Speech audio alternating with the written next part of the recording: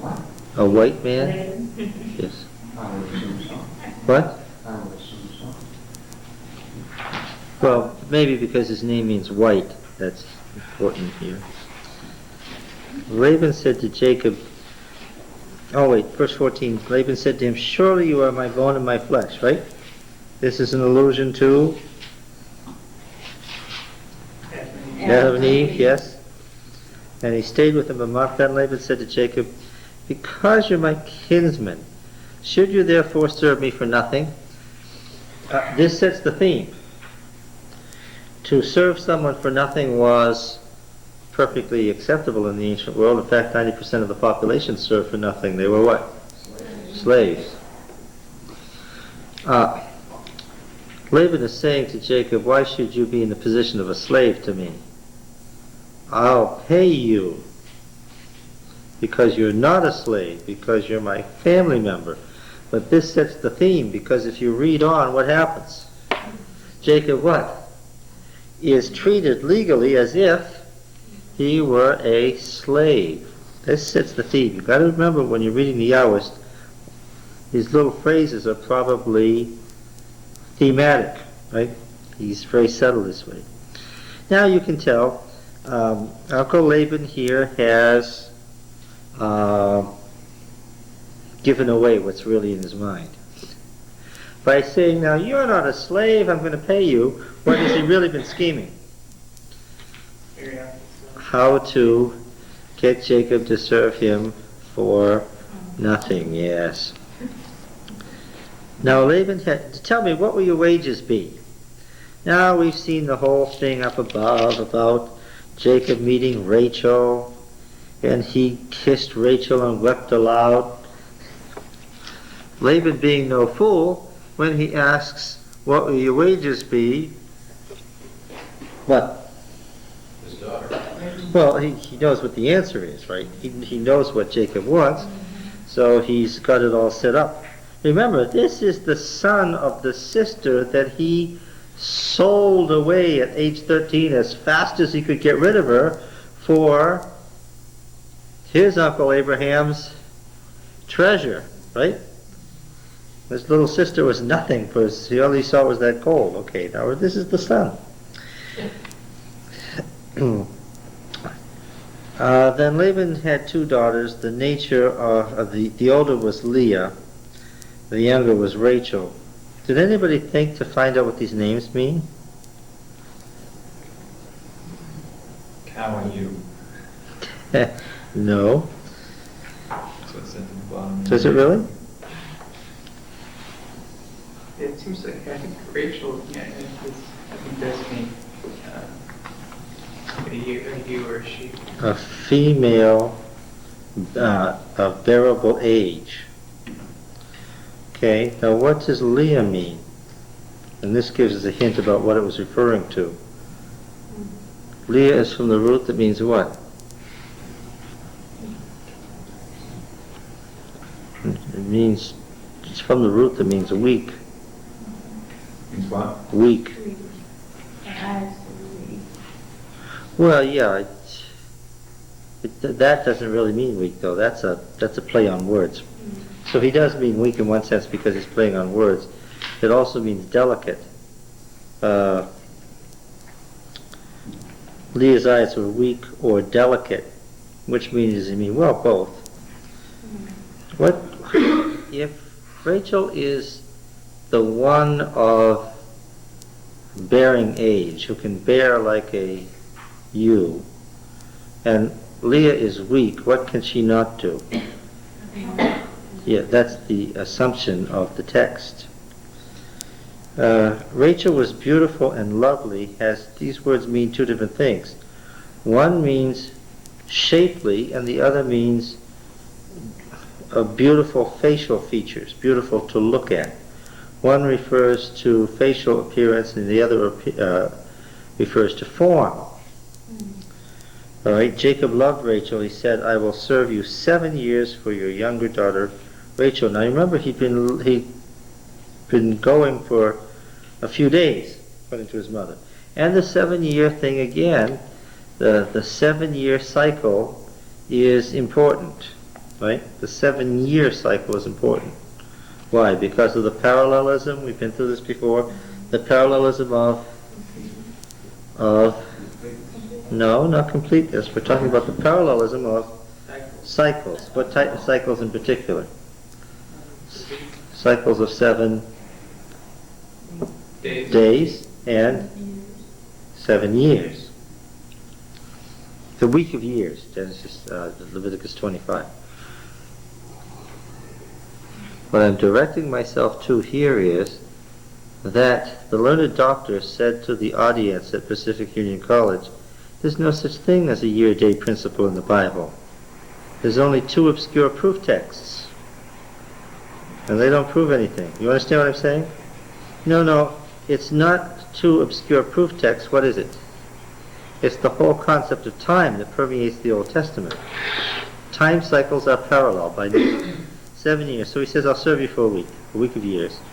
For your younger daughter Rachel, Laban said, it's better that I give her to you than that I should give her to any other man. Stay with me. So Jacob served 7 years for Rachel, and they seemed to him but a few days because of the love he had for her. Then Jacob said to Laban, give me my wife, that I may go into her, for my time is completed. So Laban gathered together all the men of the place and made a feast. In the evening he took his daughter Leah and brought her to Jacob, and he went into her. Laban gave his maid Zilpah to his daughter Leah to be her maid. And in the morning, behold, it was Leah, and Jacob said to Laban, what is this that you've done to me? Did I not serve with you for Rachel? Why then have you deceived me? What is the Yahweh's theme here? Oh yes, this is Jacob and Esau. He's playing the game here of the elder and the younger. Who had the right to be married first under Hurrian law? The elders. Oh, of course. And so, by wanting to marry the younger daughter, what was Jacob doing? He was taking away the older daughter's birthright. Oh, this is familiar stuff, isn't it? And so the Uncle Laban's answer is intentional. Laban said, it is not so done in our country to give the younger before the firstborn. And this is the whole, because this play and counterplay between Jacob and Esau is part of the theme of this section. Right. Complete the week of this one, and we will give you the other also in return for serving me another 7 years. All right, so a day for a year is right here in this text. How long does Leah get to be a wife? 7 days, for which Jacob has worked for 7 years. Jacob did so and completed her week. Then Laban gave him his daughter Rachel to wife for, of course, another 7 years. Now he's got it up to 14 years. Laban gave his maid Bilhah to his daughter Rachel to be her maid. My RSV has these 2 verses, verse 24 and 29, in parentheses because they think they're out of place, and I don't think they're out of place. They're there because it was part of Korean law to give the wife a slave. Who would perform the duties of the wife should the wife become incapacitated, right? We've been through this before. With whom? With Abraham and Sarah and Hagar et al. So Jacob went into Rachel also, and he loved Rachel more than Leah, and served Laban another 7 years. Before or after? After. After? After. But he didn't have Leah until he served the 7 years. That's right. Oh. Laban got soft-hearted then. Can you explain how Jacob would have been able to be fooled anyway? It's like, Oh yeah. Have you ever seen an Indian wedding?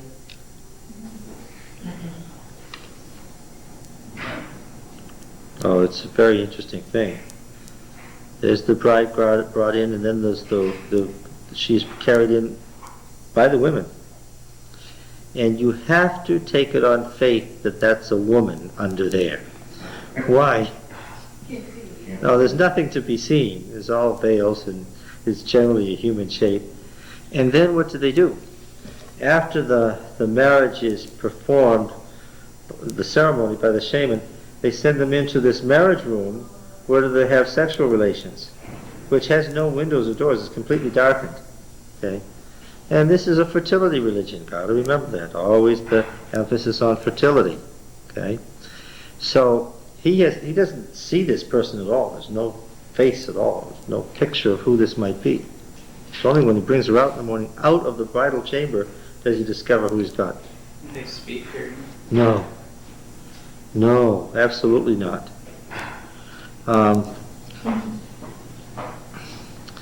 It would even be bad luck in the pagan sense of luck for the bride to speak. Besides which, Laban didn't do this without the cooperation of his daughters, did he? Did they have any say in it? No. On the other hand, they certainly weren't unlike their father. Later on, we're going to discover that when Jacob sneaks off with the children and Uncle Laban's treasure, what? Rachel took the guys. Yes, and Names. both the daughters cooperated fully in the deception on their father. So, would you say that they had inherited none of his character traits? I would say it was a chance to get back at him. Okay. Now, do you think this rivalry between the weaker sister and the younger sister had just developed? No. Do you think they both wanted to marry Jacob? I'm sure he had the money, right? We didn't really at this time. Well, but they knew what family he was from. He had the birthright. They knew that. Yes, and they knew that the family had become vastly wealthy. Because this is at a period of time in the 19th and 18th century BC when there were no barriers. There was no barrier between the northern Fertile Crescent and Palestine. People were moving back and forth all the time. They knew that that branch of the family had grown exceedingly wealthy and politically powerful, and they were very glad to have Jacob come. And both daughters certainly wanted to marry him, and that was part of the argument that went on here. Did Jacob ever get any of his father's riches? Yes. And Leah probably reminded her father that she should be married, but wouldn't let her forget. Oh, I'm sure that this was a discussion that went on constantly, that if you want to marry Rachel to him, I have to be married first. And of course the father wouldn't have disagreed. Why? That makes it possible for him to get 14 years free. Well, wasn't there somebody else Leah could have married? He could have married her to? Anyone. But not and get Jacob's services for free. You don't think Laban had it all figured out in the beginning? What? Or What later? he would do? Yeah. Oh, I do think so. Do you think Rachel loved Jacob more than Leah did and therefore might have rebelled against this arrangement, but because of custom just had to go along with it? It was normal Hurrian custom for the older daughter to get married, so certainly Rachel knew that that was legally right and fair. She couldn't argue with it. No, and I think that she probably even suspected it would happen, or maybe even was part of it. Did she not know that her older sister was going to be the one taken in there? She should have known she was the one being taken. What? She must have known she was. Yeah, yeah. What? Why was it such a surprise to Jacob that everybody else knew? He was just so immune to what was going on. around Yes, because Jacob is presented as what? him. As very naive. Oh yes, his picture is very naive. And then he didn't think he didn't think a lot of not breaking the covenant, and breaking the tradition, because he had already broken them in his own family.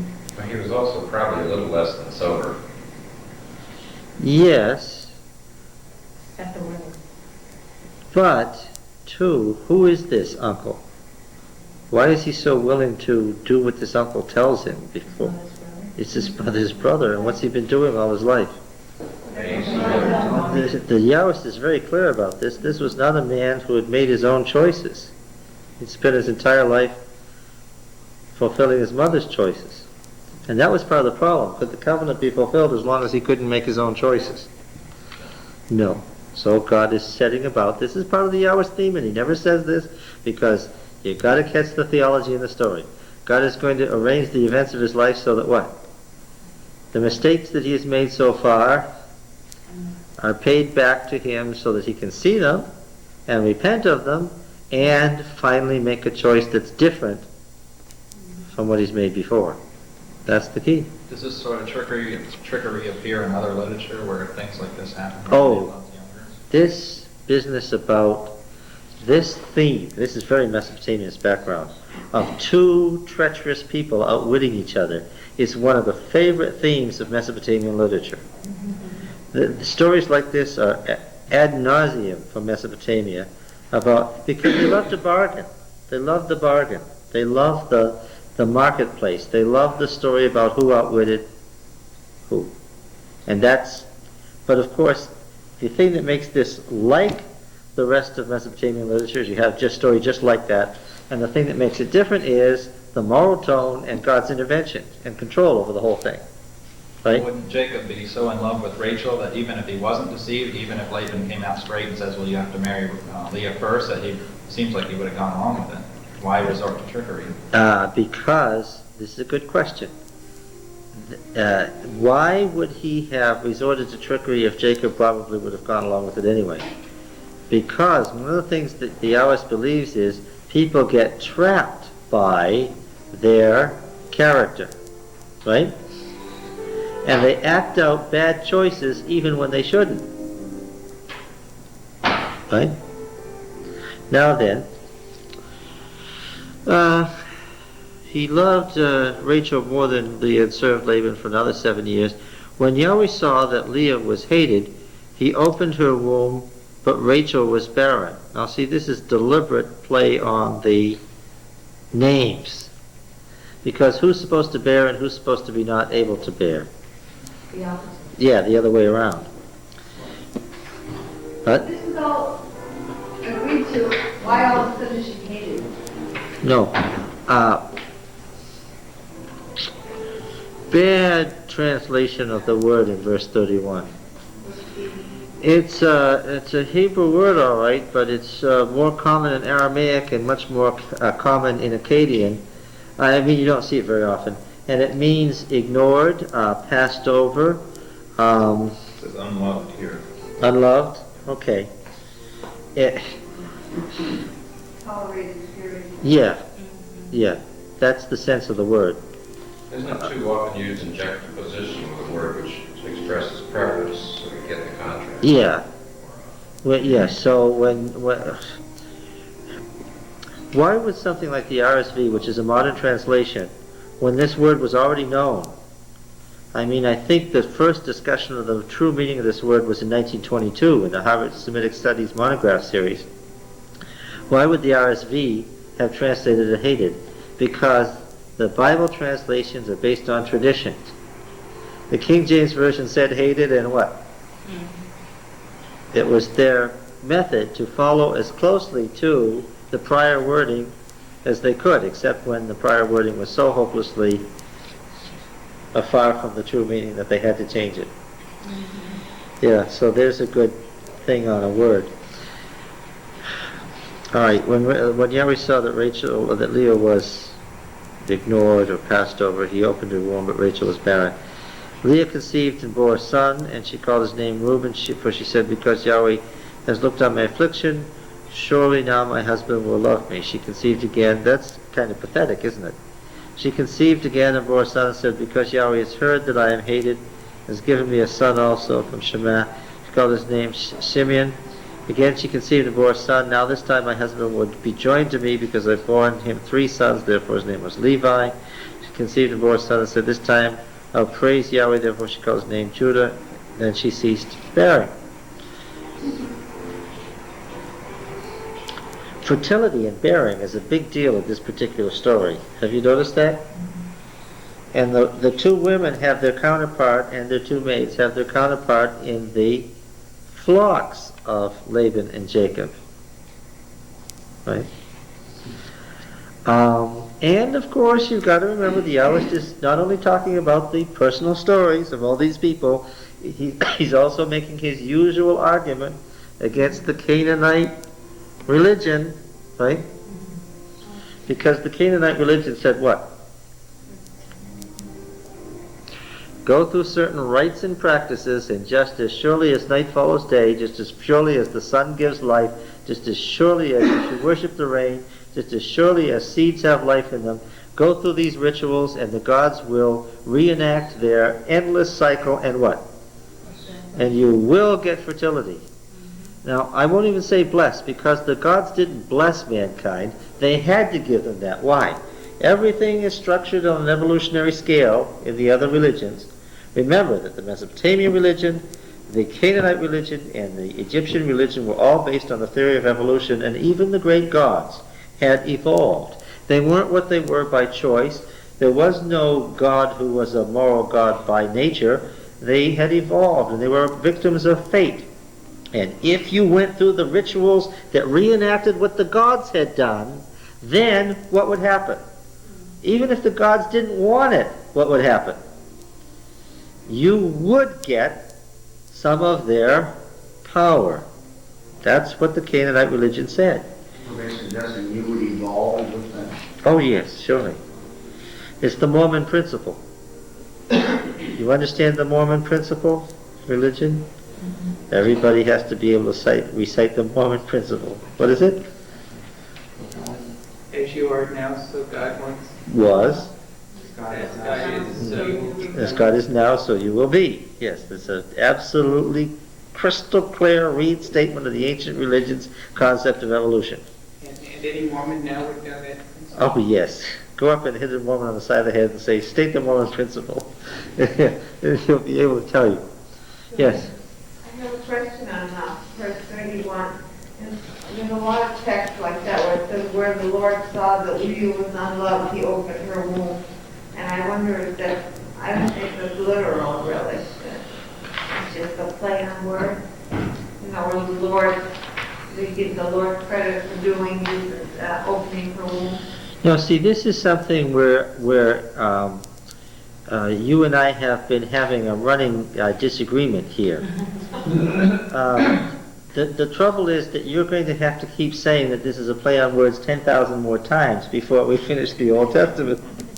Except that's not what it means. It says it so often and elaborates on it and talks about it theologically in so many places that that's not what they mean. What do they mean? We tried to go to Job 1 and 2 in the last chapters of Job to illustrate it. We're going to see it again in the whole controversy with the Pharaoh and the Memphite theology when God dismantles the Egyptian religion. What do they mean?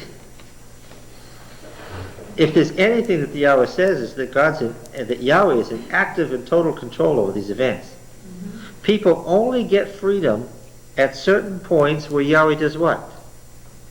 There's no such freedom in the Western concept. Not that it couldn't be conceived, but it was just considered nonsense. What does he say? When do you get free? You're free to make a choice. When? When and only when Yahweh presents you with a choice, which he may on occasion.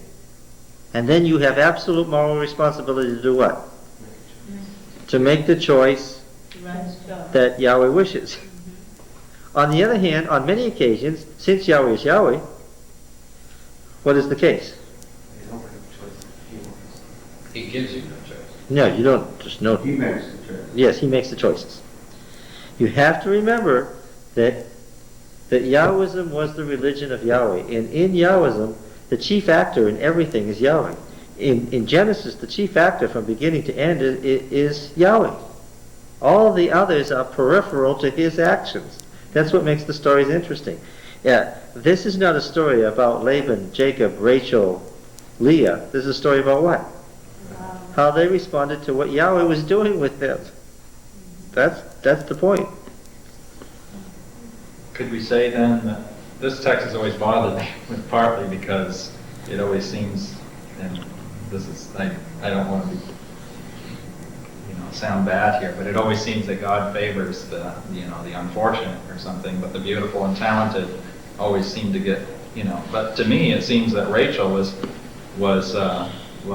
Jacob's legitimate choice, and why didn't God go along with that? It seemed that God went more along with a pagan ceremony in blessing Leah than he did in blessing Rachel, who seems to be the real, the woman of love. Because the actors here are not allowed to see themselves as individuals independent of history. When Yahweh chose Abraham to bless the world in a threefold blessing, the people involved became the vessels, and that's the word that's used, the agency by which God was going to shape history. And therefore, Yahweh's shaping of history is more important than their individual preferences. Okay? Now, he's going to shape history through Rachel and through Leah, because Yahweh knows that you're going to know these tribes and their characteristics and who they are and what they become. Right? And he knows that you're going to know their interrelationships. The problem here, though, too, is that he's still working on Jacob. He brings up a point, but we usually go right over this, is that Jacob is now Leah's husband, whether that was his preference or not, and God is giving him the opportunity to treat Leah as she ought to be treated, which he has not exhibited With his brother. with his brother. No, And that's he right. misses the chance again. Yes. And so God is bringing him around to the same, keeps bringing him around to the same opportunity until he finally makes it. He even does it with Rachel. But on the other hand, Leah is older. At least we know she's older, but I don't, not how much older. And if Rachel is 13, 14 years old, she might not even have had her period yet. Yes, she could have been flighty. Yeah, she might not be able to get pregnant yet. Of course, the ethical question you must also remember is, the Yahweh never thinks that the patriarchs acted ethically.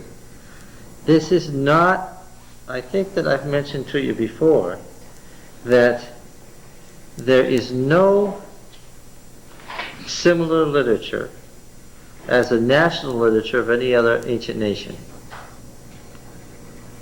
What does the literature of Mesopotamia do when it wishes to describe the origins of, say, the Chaldean line? Oh, it tells you how their ancestors descended from the gods and all the wonderful things they did and so forth. There's no parallel literature that says what? Our ancestors, instead of being semi-divine heroes, were what? Human beings whom God used and what? They were constantly screwing up. Yes, and Yahweh had to carry them through the same ground. So it's okay for Jacob to make a mistake because Yahweh isn't done with him yet.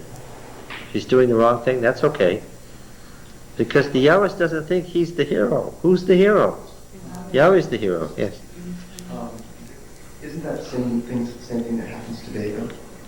Doesn't God keep bringing us back to the similar choices until we get it right? In the ancient mind, all life was linear or cyclic.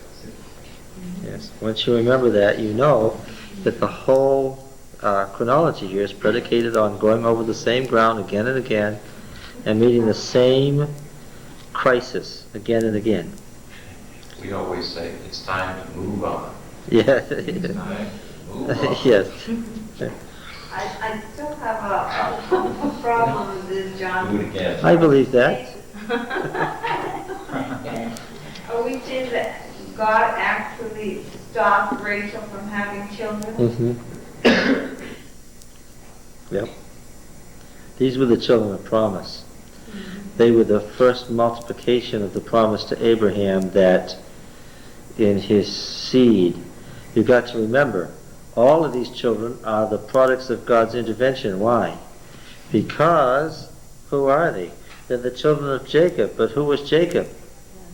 The child of Isaac, but who was Isaac?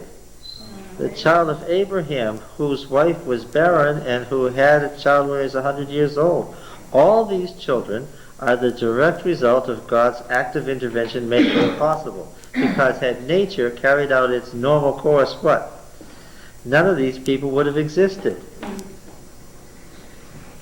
And Yahweh exercises absolute control over their lives. I'm thinking of another text, where Judah and Tamar, and it says that she waited for the brother, and this brother died, and another brother died, and it kind of blamed the Lord for doing it. And this reminds me of this text here. That's all right. She was quite... Did God really slay one brother after the other? Yeah. You believe he literally slayed them? Yes, because they followed the Canaanite religion. And one of the things that the Taoist wants you to know is, if you follow the Canaanite religion, what will happen? God will kill you. God will kill you.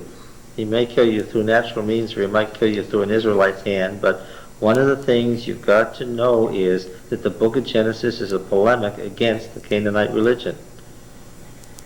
Oh, there's a big statement of purpose. So basically, this view of reasoning in the Old Testament would rule out abortion completely because you would be going against God's will. Yes. That's true. Especially if you read the family promises. Yeah, and of course it helps to know that the Canaanites practiced abortion. That helps to know that. Yes, it was one of the things that you did. We're scared, I think, after the kid was born. They sacrificed them. Yeah, it's pretty hard to figure. You look at a baby and you say, now could I bring this baby alive? Just to get fertility for myself?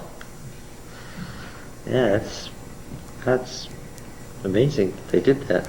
Now, in the long run, however, when I read through this before, it seemed that while Judah came through the line of Leah and through him Christ, yet Joseph and Benjamin are the shining examples. Oh, now we're doing exegesis. Yes, we don't know anything about Christ. That's not the exegesis means that we're going to have to pretend that we don't even know those things yet. I guess all I'm saying is that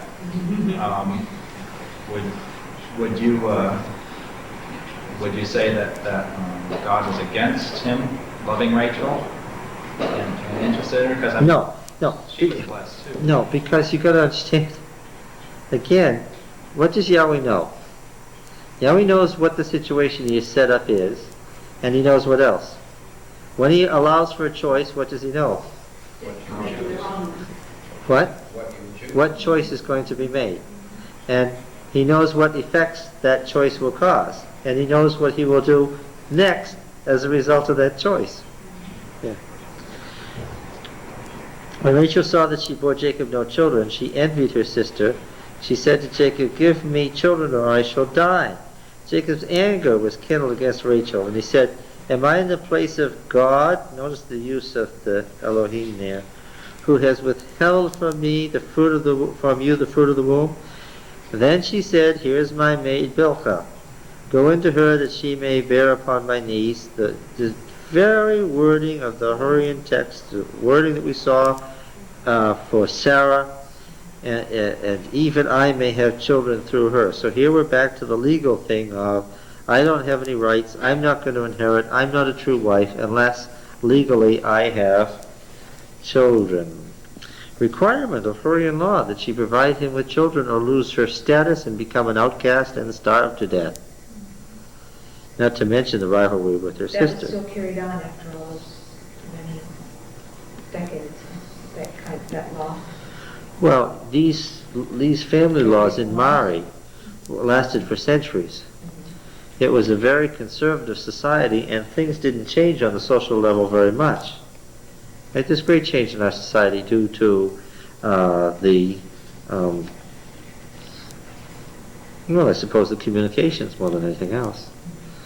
That was a very conservative society. Most people in the ancient world at this time never traveled more than 50 miles from their own home, except for the actual nomads and caravaneers who carried culture back and forth. Now, when you have a society where people physically don't move around very much, you have a very stable society. Right? There were people in northern Israel in David's day who'd never seen Jerusalem. Never would. Why? 75 miles away. Right. So you couldn't afford to travel that far. No, That well, was 2 weeks, a week there and a week back, your farm would die. that's right. You're, Wow, too hard. there's absolutely, when you're tied to the ground as they were, that was the curse, right? Bilhah became a wife, and Jacob went into her, and Bilhah conceived and bore a son for Jacob. Rachel said, God has judged me, and so we have Dan. Rachel's maid Bilhah conceived, and here we have with mighty wrestlings I have wrestled with my sister and have prevailed, so she called his name Naphtali. When Leah saw that she had ceased bearing children, and of course when she saw what her sister had done, what did she do? She took her maid and gave her to Jacob as a wife. Do you get the idea that these two girls aren't going to give up? How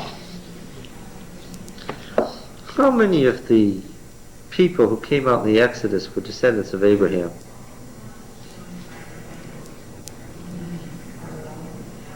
All of them? Most of them. The Egyptians, The mixed multitude were. What? the Egyptians were. No. Oh, the Exodus. Yeah. Most weren't. Because these became tribal families.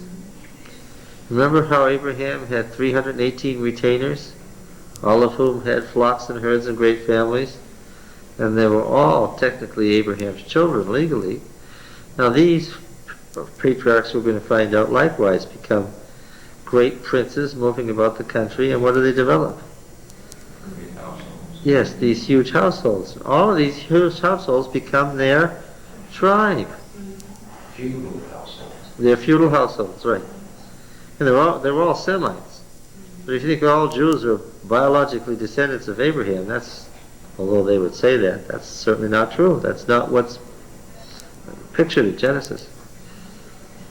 Right? This is considered competition. Leah had children of her own, but all Rachel had was through a concubine. Was that regarded as just as good as her own? Why would Leah then take another concubine? Yes, because legally those children of Bilhah's were whose children? Rachel's children, and now Leah wasn't having children, and Rachel was having children, so Leah brings herself back into the picture by bringing in the maid. And Leah's action is less valid. Why? We understand why Rachel did what she did. Why? She had chosen. The law required it. But in Leah's case, was there any requirement? No. She had 4 children already. There was no requirement of giving the maid as a wife. None whatever. Yeah.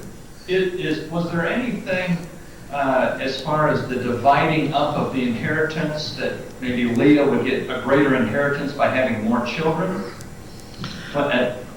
You see what I mean? Well, the firstborn under her in-law automatically got how much? Twice as much. Yes, twice as much. The younger one got a third. But now we have a firstborn, that's Reuben, right? Yeah. Now we've got another firstborn, Dan, right? Then Gad, right? Yeah. So what do we ultimately end up with? Ultimately we end up with 4 firstborn children. Now we're going to have fun. Because the question that is going to become immediately, is Reuben the designated child of promise who will receive the special blessing? So now it's twofold from Isaac. Well, we've had trouble with 2 children. Now we have 4. Joseph is the one that really gets the birthright. Well, we don't know that yet. Slap, slap. So are you saying then that Leah wanted to have another firstborn through her concubine so there'd be better chances with the Yep. firstborn? Yep, she's retaining her position in the family. In the days of the wheat harvest, Reuben, who's Reuben? The firstborn of Leah, went out and found mandrakes in the field. Of course, what are mandrakes for? Yes, for fertility. And brought them to his mother Leah. Rachel said to Leah, "Give me, I pray, some of your son's mandrakes." But she said to her, "Is it a small matter that you've taken away my husband?" Now, how many years have passed here? "Would you take away my son's mandrakes also?" Rachel said, "Then he may lie with you tonight for your son's mandrakes."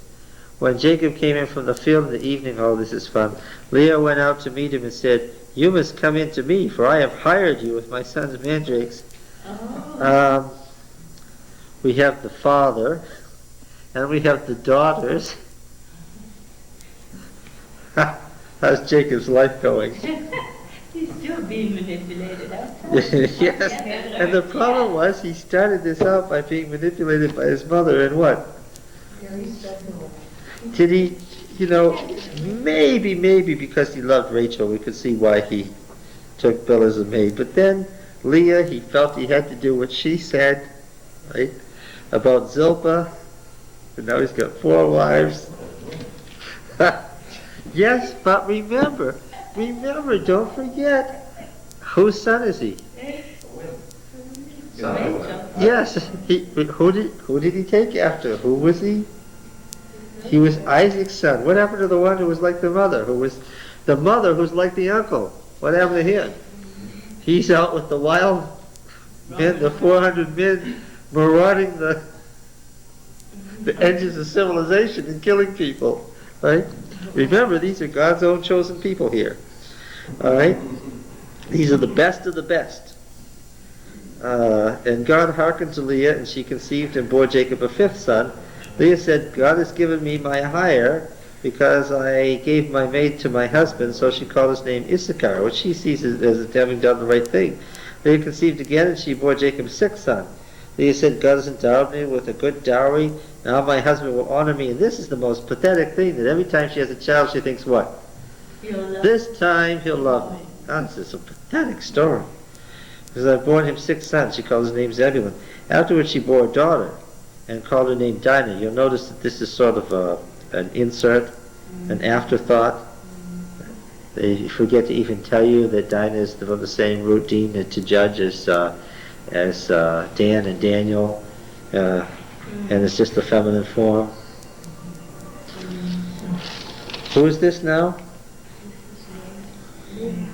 This is Leah and Bilhah, Rachel's maid, who was given legally in Rachel's behalf.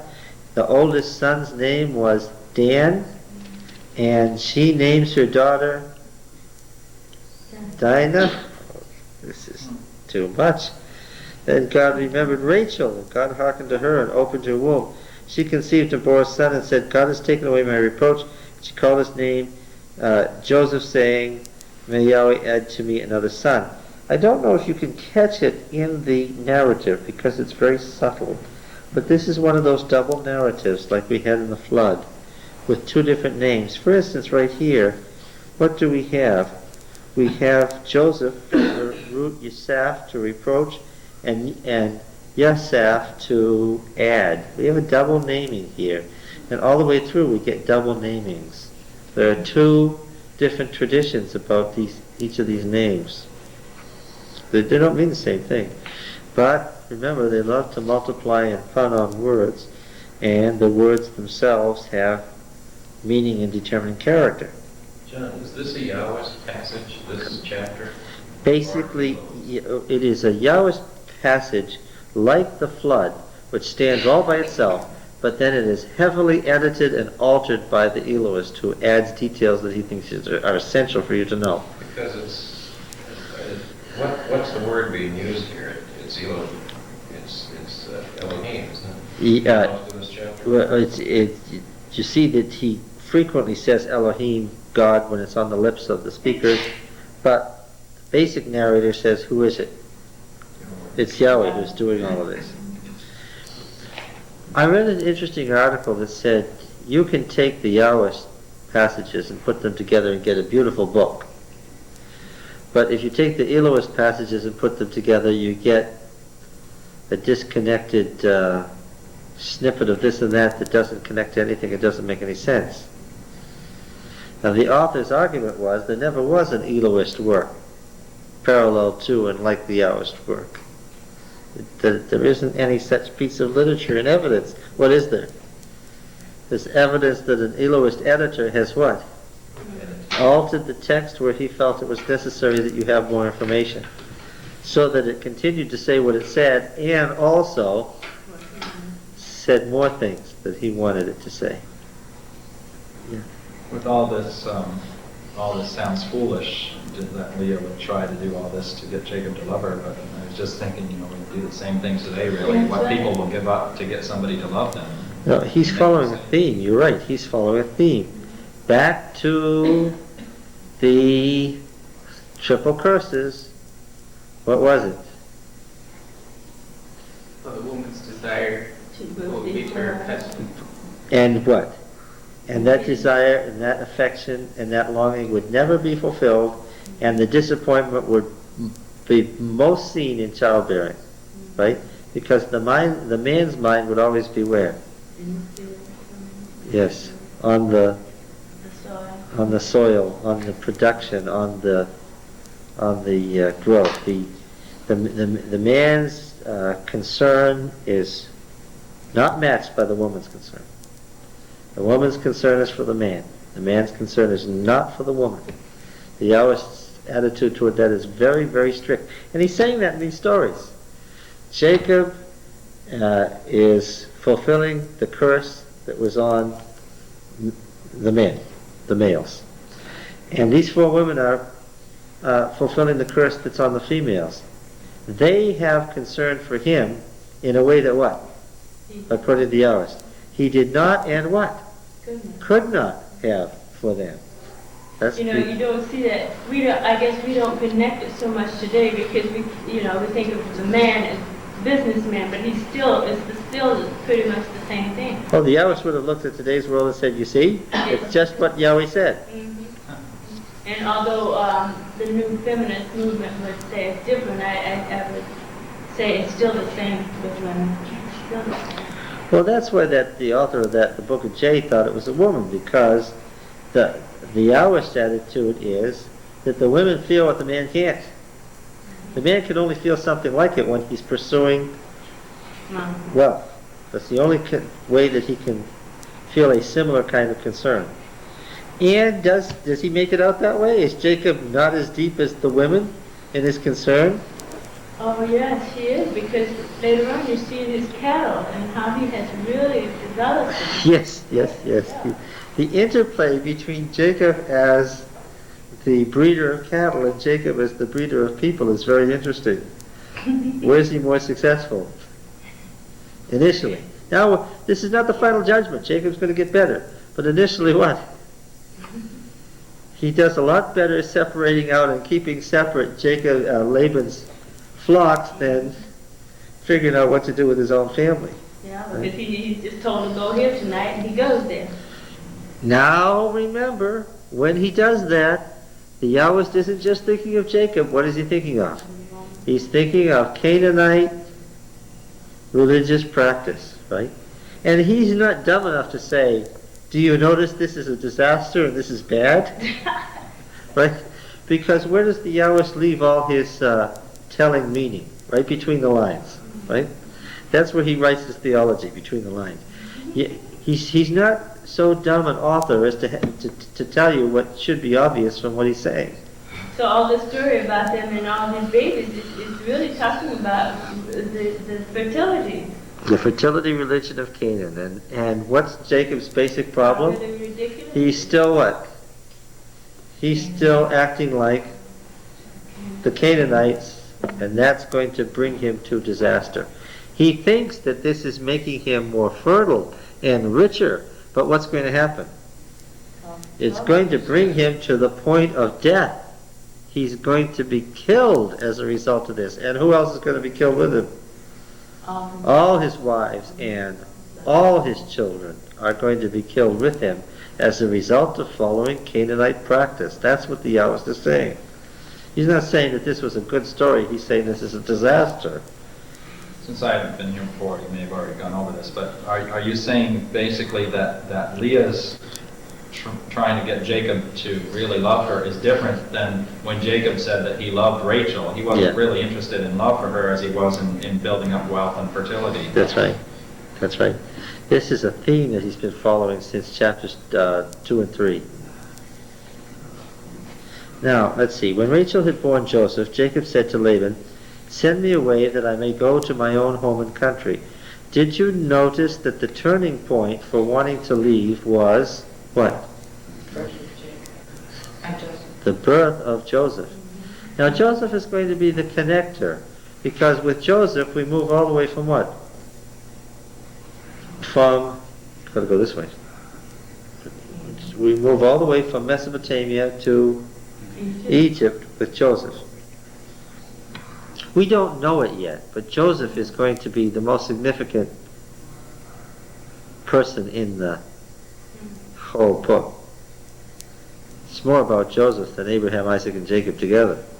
We don't know that yet, though. Right?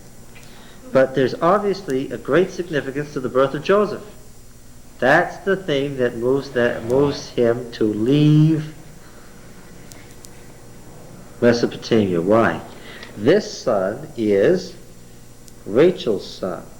And as far as Jacob is concerned, what? This is the firstborn. This is the covenant son. And he wants to get this kid away from who? Laban. He wants to get this kid away from Laban because he's finally got the kid that he wanted. Send me away that I may go to my own home and country.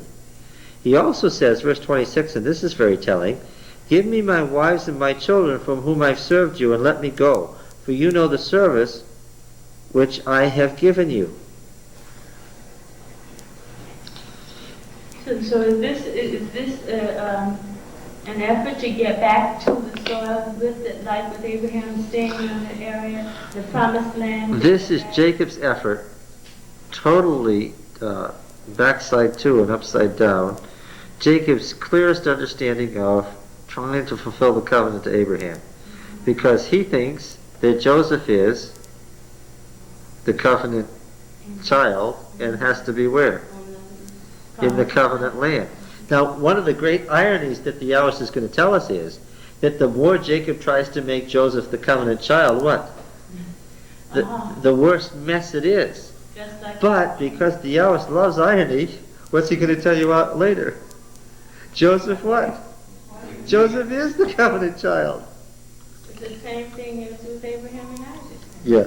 The more he worked at it, the worse it got. Because the Yahwist to constantly try to say that the covenant that Yahweh made with Abraham was a covenant of grace and not of works, and the harder you work at it, the more of a mess you will make it. It's up to God, not Yes. up to me. Yes, that's right. So would you say that God had waited until this time, knowing when the labor was fulfilled, that Jacob, because if God had given Rachel the firstborn son, at the second year of his marriage, Yes. God away from Laban. Yes, that's right. And furthermore, part of this whole process has been to refine Jacob's character so that he can train the child properly.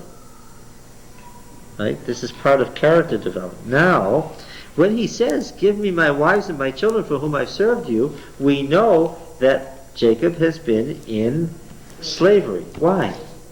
Because in Hurrian law, a freeborn man, the children born to him are what? His property. He doesn't need to ask for them. But a slave, his children born to his master, what? Are the master's children.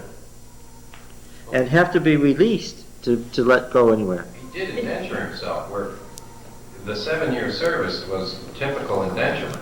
Yes. He placed himself yes, as yes. a temporary slave. That's right. In Mesopotamian law, 7 years was the normal period of indenturing. Wasn't Yeah. in the 19th century. Yeah, is this a foreshadowing then of what will happen to the whole nation? I mean, because it seems like it's a parallel to what's happening to his descendants as they go down into Egypt. There's a story about the day of the Lord being like a man who fled from a lion and a bear met him. And when he fled from the bear into the house, he leaned panting against the wall in relief, and there was an adder there, and the adder bit him. Yeah, what we're going to have is Jacob's going to run away, all right, but soon enough, he's got Uncle Laban's sword point behind him, and what? Brother Esau's sword point in front of him. He's about to get himself into the worst mess imaginable. Now then, let's see how this happens. Laban said to him, "If you will allow me to say so, I have learned by divination, that is by omens, that Yahweh has blessed me because of you.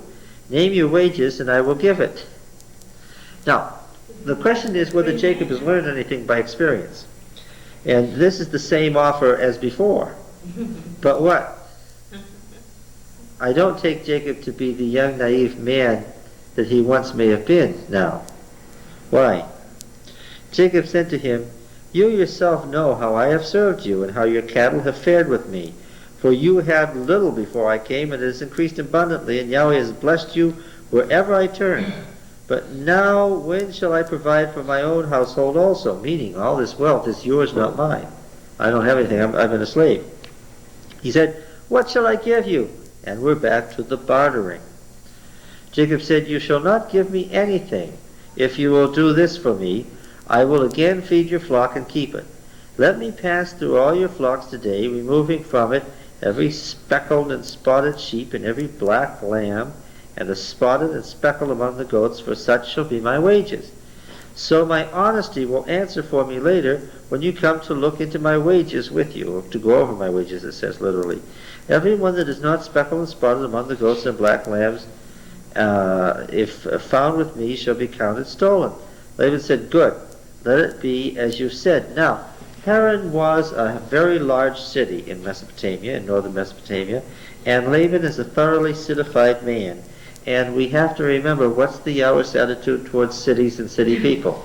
He despises cities, and he despises city people. And his sympathies are lying with whom here? Even though he doesn't think he's got a very good character, where are his sympathies? His sympathies are entirely with Jacob. And how he's presenting this story is, Laban is too stupid, being a city person, to figure it out. Which is what? You give me all the spotted and speckled ones, and I'll keep them for myself.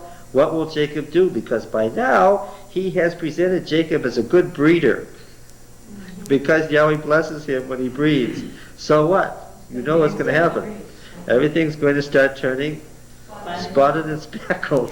Yes. But Uncle Laban, being a city person, is too stupid to figure it out. That's how it's being presented here. "Good, let it be as you've said," he says. But that day Laban removed the he-goats that were striped and spotted, and all the she-goats that were speckled and spotted, every one that had white on it, every lamb that was black, and put them in charge of his sons. And he set a distance of 3 days' journey between himself and Jacob fed the rest of Laban's flock. So he said, okay, he's going to get the spotted, the speckled, and the striped ones. That's what he's agreed to. He's entered into a covenant with me. Now, if I leave these spotted and speckled and striped males in the flock, what will he do? He'll breed them, and he'll get spotted and speckled and striped things. So he gave those to his sons, and took them away a 3 days' journey, thereby, he thinks, making it impossible for Jacob to breed spotted, speckled, and striped animals. So Laban never had any intention of carrying out this covenant correctly, right? Oh, it's pretty clear to me. Uncle Laban expected what? That he would go down to his grave in old age wealthy, and who would still be his slave? Jacob, you know. That's right. Jacob may have been 110, but Laban would still have him there as his slave. Do you see any play on the idea in verse 27 where Laban says, "I've learned by divination, the Lord has blessed me because of you," and Jacob is replying through this form of superstition by getting the speckled goats? The Yahwist is into a whole bunch of things here that are absolutely forbidden in the law code in Leviticus. You can't consult Yahweh by divination. If you do, what's the penalty? Yahweh will have you killed if you try to consult him by divination. The Yahweh knows that, and what? So does his audience know it, because we're supposed to be his audience, reading as the original readers are reading. Furthermore, it goes without saying, when you read the family laws in Leviticus 18, a man may not under any circumstances marry two living sisters. This is an outrage that is, again, carried out by the Canaanites. It's an abomination, which is his technical word for something that you ought to be killed for, because that's what the Canaanites do. Right? Yeah. And as you go along, this statement, I've learned by divination, is blasphemous, and he expects you to just get your hackles up that Laban would say such a thing. It's blasphemy. Yeah. Christian, a lot of people would be like, if having more than one wife was something that's wrong, then why wasn't it something that, like, God told Abraham right off, you shouldn't do this? I mean, God told Abraham a lot of other things too, so why would he just sort of let him do the wrong thing? Not even let him. Present him with a choice, knowing what? Knowing that he's going to choose the wrong thing. What is the Yahweh's attitude toward this? Yahweh doesn't, in the patriarchal period, tell the patriarchs, you may do this, you may not do that, and give them a law code. Why? The code is or is not known, according to the Yahwist. The code is known. Can you quote a verse? Where all three categories of law, commandments, statutes, and judgments are all mentioned, civil code, religious ceremonial law, and the Ten Commandments are all mentioned in the proper Levitical sequence, and says that Abraham has carried those out.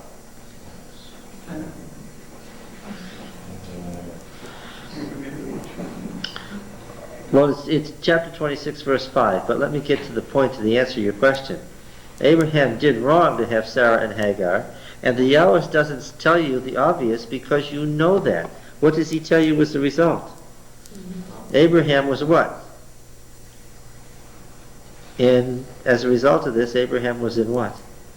His life became constant misery. And so what's he telling you? Disobey one of God's known laws and what? Yes, the consequences are going to be misery in this life and then a miserable death.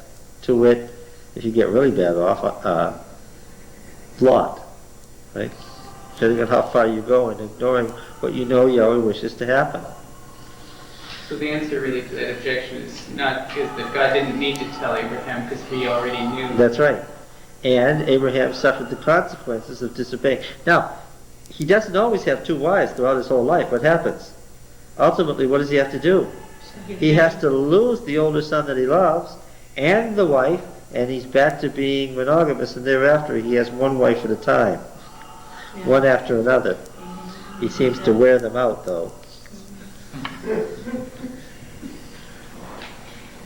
Would that also lead you to believe that you are forgiven for such things? Oh, yes. Oh, Some people want to. The Yahwist is anxious to say that Yahweh is gracious when you make a mistake, because he should have killed Abraham and he should have killed Jacob, and we're going to see the spot where he should have killed Jacob. Coming to that. So, what does Jacob do? Well, he does a little divination of his own. The next is pure Mesopotamian divination. Jacob took fresh rods of poplar and almond and plane tree, and of course these are all trees that belong to sacred groves. That's not by accident. Mm-hmm. These are all trees wherever you find water. They're trees that are symbols of what? Life. Fertility. The tree, the almond tree, was the 7-branched candlestick. And a synthetic study that shows that 7-branched candlestick represented the fertility of Israel. Oh, we say it represented Jesus Christ, the light of the world. No. That's typology. Oh, I wish there were a good spokesman for typology here.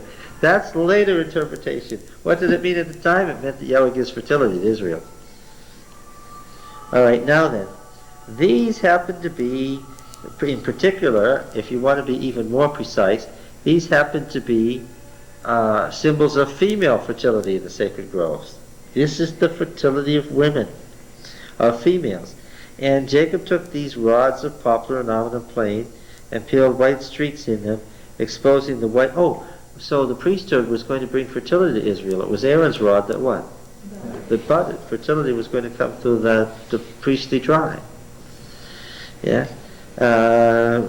Poplar, almond, and plane tree, and peeled white streaks in them, exposing the white of the rods, the interior venous structure where the fluid is. Because by now it's not going to be really tough for you to figure out what the fluid is.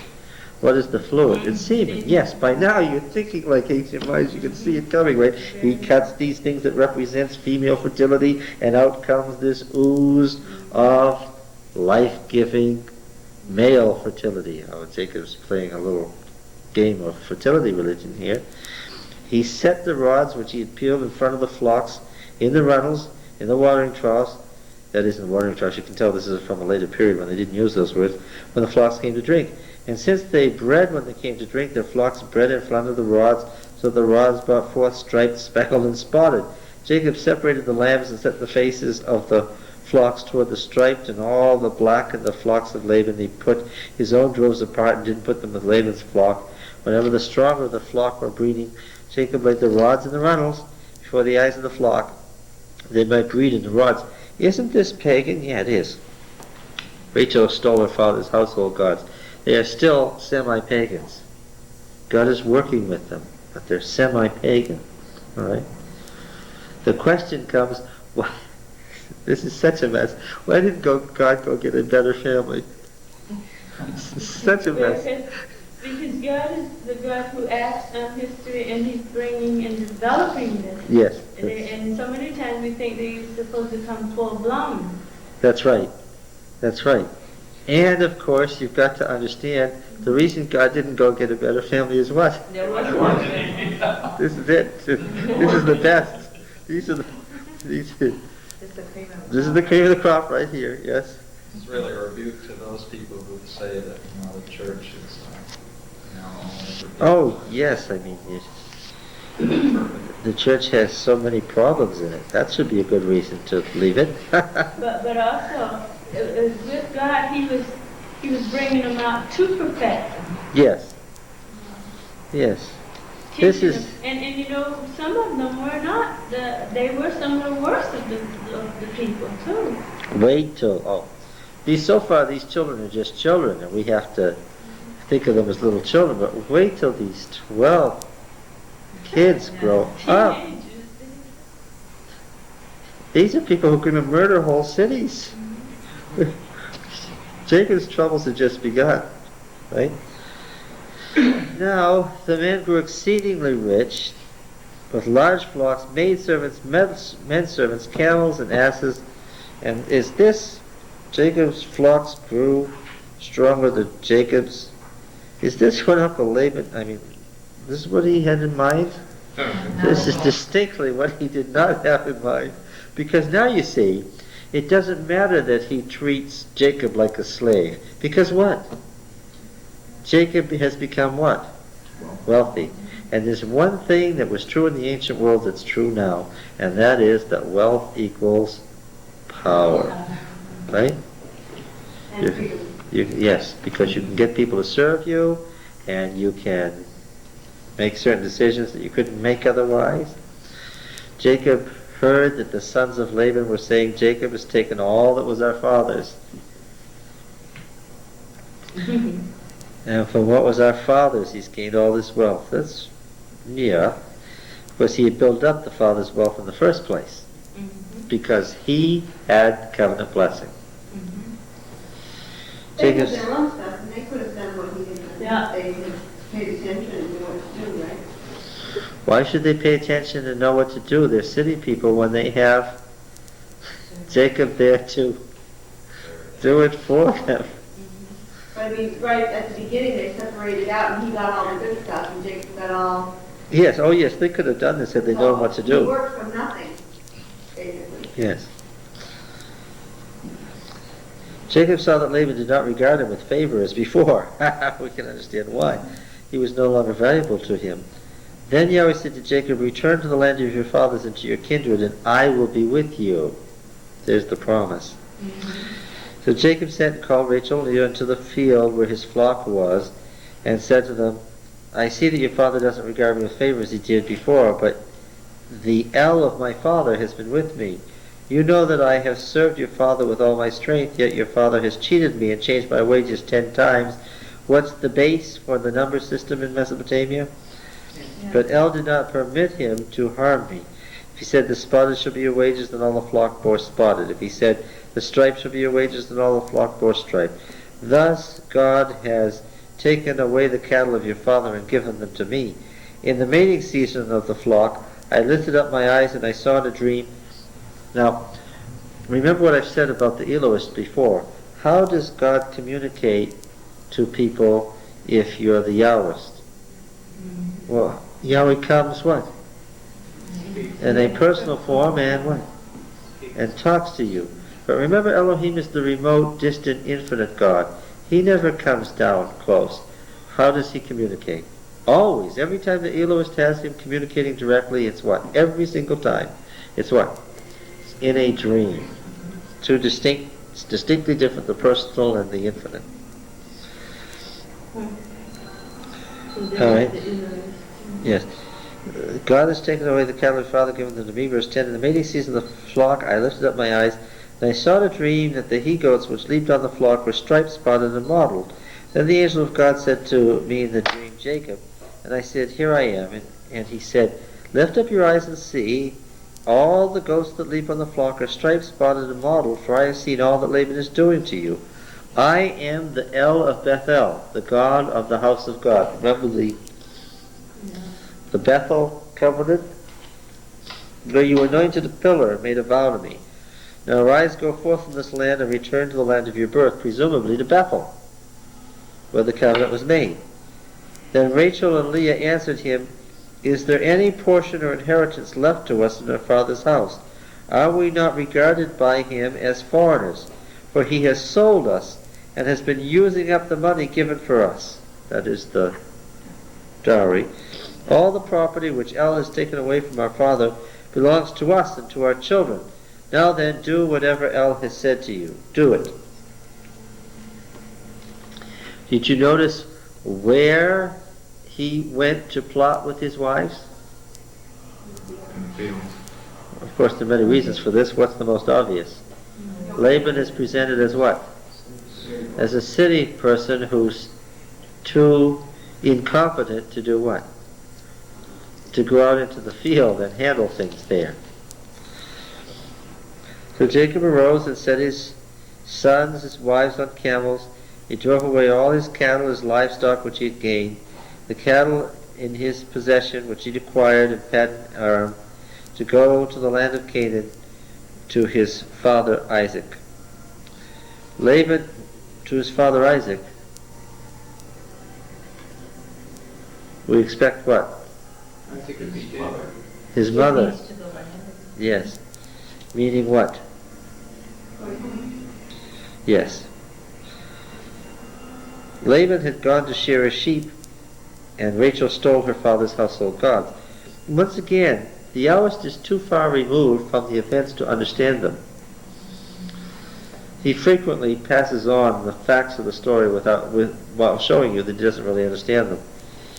While he makes much of the stealing of the household gods because it shows that she is still Canaanite, the actual reason she stole them is quite different.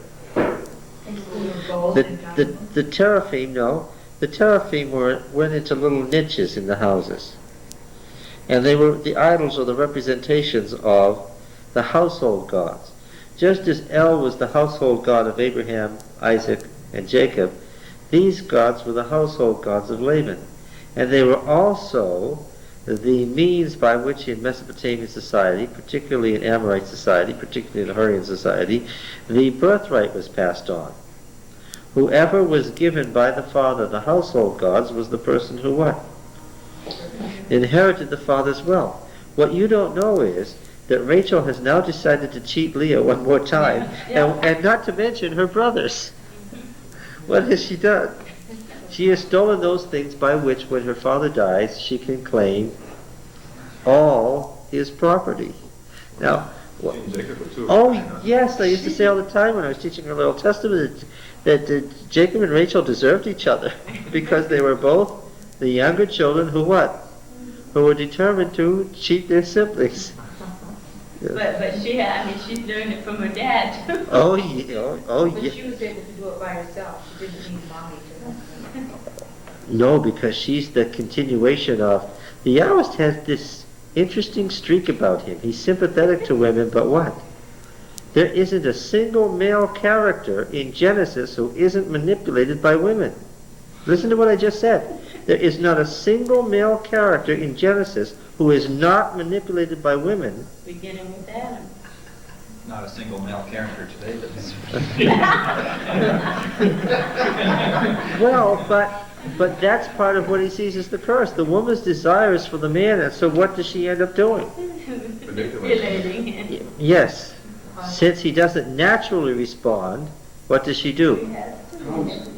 What? Yes. And he says this is a result of sin. This is a result of the curse that Yahweh put on the world because of the sin. That's a very interesting character. He has a strong feeling about women.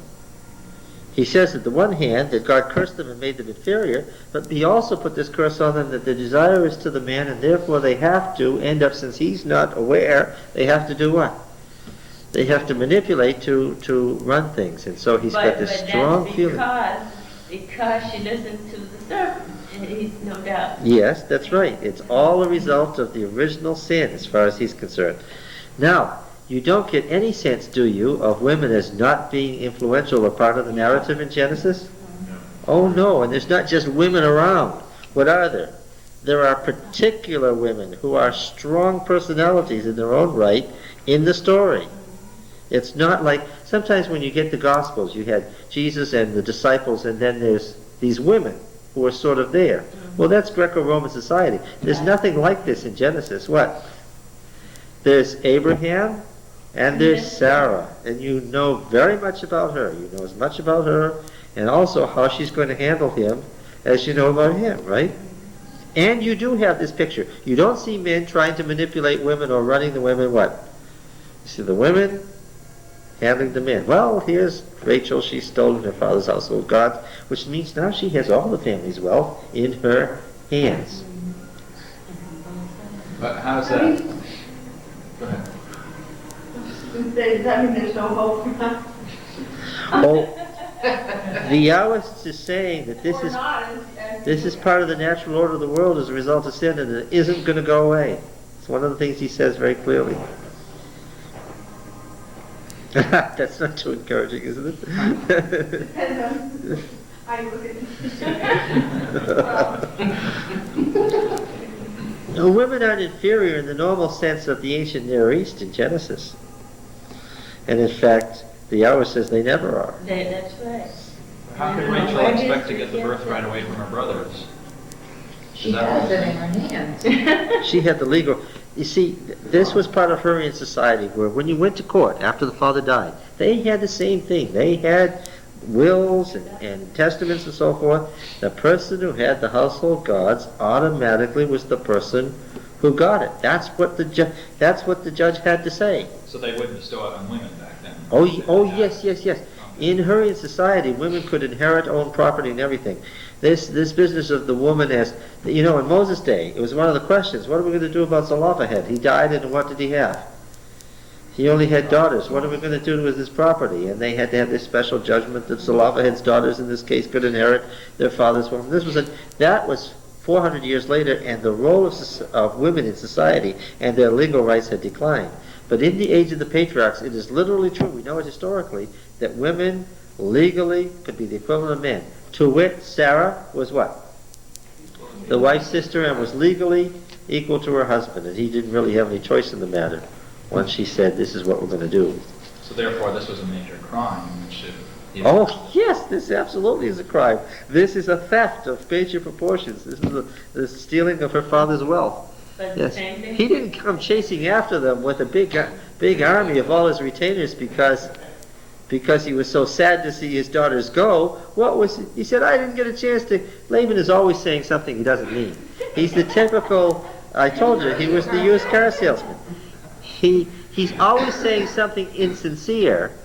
That's just the way the Yahweh presents him. He's always saying something insincere just before he tells you what he really is after. And what was he really after? You didn't give me a chance to kiss my babies, my little boys and my daughters, stolen from my house. And then what?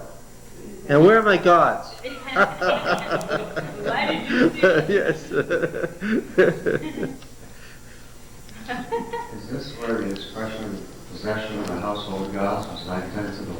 Yes, absolutely. Yes, she had possession, didn't she? And she wasn't about to give it up, and she was perfectly willing to lie to her father, her husband, her brothers were there, her sister, and everyone else, right? I would love to do obeisance to you, Father dear, but it's my menstrual period, and besides, I'm sitting on your household gods, and I'm going to look at you with a straight face and lie to you. Leah probably knew she was lying. Yeah, he probably did know she was lying, but what could he do about it? He had trained her, right? How is it that women who are manipulative are so down upon by society when it's supposed to be the way things are? Oh, the Yahwehs didn't look down on them. He said what? The Yahwehs didn't look down on them. He said what? That was a quality endowed by Yahweh as a result of sin. Now, if the Yahweh is Moses, we can especially understand why. Because he was torn between his wife and what? His older sister, who wanted what? Who was also influential and was determined to do what? To run his life.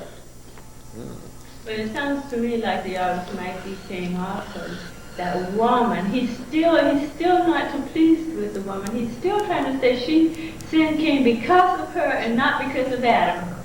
That's what it sounds like to me. But And he ate. yes, that's the turning point. Yeah, Yes. but this woman you gave to me. Is Jacob a hero in this story? Probably.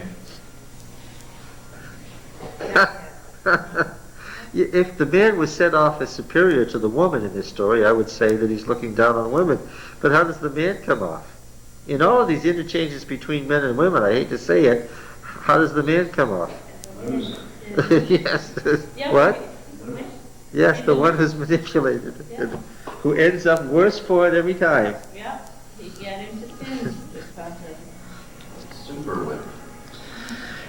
Yes, and also he's saying you got to watch out because this is especially played up in Canaanite religion, right? Baal was dead. He was dead and gone, and the monster of death had already eaten him. But what? But then there was his sister wife Anna, who what? The goddess of love and war. Got to remember in Canaanite religion, violence and murder and sexuality were always together. What did she do? She went down and killed the monster and resurrected him and brought life back to the world.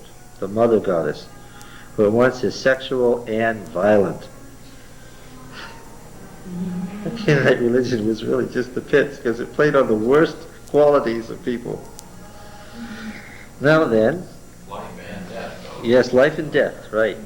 It was an endless completing cycle. Death had to complete life and life had to complete death. Now then, I don't think that even the Yahweh understood the full implications of why Rachel did this when she stole the house of gods. Jacob outwitted Laban the Aramean in that he did not tell him that he intended to flee, and he fled with all that he had and arose and crossed the Euphrates and set his face toward the hill country of Gilead, which is Transjordan, what we could call the kingdom of Jordan today. When it was told Laban on the third day that Jacob had fled, he took his kinsman with him and pursued him for 7 days, total of 10, and followed close after him into the hill country of Gilead. But God came to Laban the Aramean in a dream. This is what we expect of El, right? by night and said, Take heed that you do not say a word to Jacob, either good or bad. Then Laban overtook Jacob. Now Jacob had pitched his tent in the hill country, and Laban and with his kinsmen encamped in the hill country of Gilead. And Laban said to Jacob, What have you done that you've cheated me and carried away my daughters like captives of the sword? Why did you flee secretly and cheat me and didn't tell me, so that I might have sent you away with mirth and songs and tambourine and lyre? We're sure that Laban was going to give him a great feast and a great send-off, right? He would have given a great send-off on a funeral pyre, basically. And why did you not permit me to kiss my sons and daughters farewell? Now you've done foolishly. It is in my power to do you harm, but the God of your father spoke to me last night, saying, Take heed that you not speak to Jacob either good or bad. And is he not speaking to him either good or bad? What is this speech that we're hearing here? By the way, what does that mean, either good or bad? Does that mean God wasn't condoning Jacob's activity? No words. Right? It means everything from the worst he could do to the best he could do. It's an inclusio in Hebrew, right? That's what a merism is. It means everything in between. What would that leave to say? Was God basically Nothing. telling not even don't even go after him? That's what he was to work, did it? Keep your mouth shut. And now you've gone away because you longed greatly for your father's house. But why did you steal my gods? Getting to the point. Jacob answered Laban, Because I was afraid. I thought that you would take your daughters from me by force. Anyone with whom you find your gods shall not live. Uh-oh. In the presence of your kinsmen, point out what I have that is yours, and take it. Now Jacob didn't know that Rachel had stolen them. So Laban went into Jacob's tent, Leah's tent, into the tent of the two maidservants. This speaks volumes. How many tents are there? Everybody now is living what? Alone. Jacob is living where? By himself in his own tent with these 4 wives in their tents and their children surrounding him. And you can just picture his life, can't you? But that's not unusual. It wasn't unusual. Oh no, because the sheikh lives in his own tent today. Oh, yeah. With the males, and what? When you go to be entertained in the sheikh's tent, how many women do you see? None. You wouldn't know there were any women in the world. But you know what? They're there somewhere, but what? It would be entirely inappropriate for them to be And you there see in the that sheikh's all the way tent. down into David's day. I mean, you know. Oh, you see it into the 20th century. That's the case today. Don't you find it funny then that Baker would take his wife into that part of the world where they don't do that kind of thing? I did find it funny. I found it funny when I saw her, the dress she was wearing. Yes, I found it. What was It that? was entirely inappropriate to the part of the world they were going to. Somebody should speak to those people. At least you could wear a long dress. And maybe a little Western-style hat with a veil wouldn't hurt either. She's talking about the Secretary of State's wife going with him to meet the king and so forth. It's just very, very inappropriate. She had a short skirt or what? It was black, but it was short. And short sleeves and no hat on her head and just nothing that anything but the king of Saudi Arabia would have to bite his lip. And you can imagine what he's These thinking. crude Americans. That's right, exactly. That's exactly what he's thinking. They're inferior to us and how stupid can they be and that kind of thing. Not crude as much as ignorant, actually. Yeah, That would be his judgment, ignorant Yeah. rather than crude. Yeah, Crude, all yes, right. But that's not important. The ignorance is. yeah. They're sacrilegious.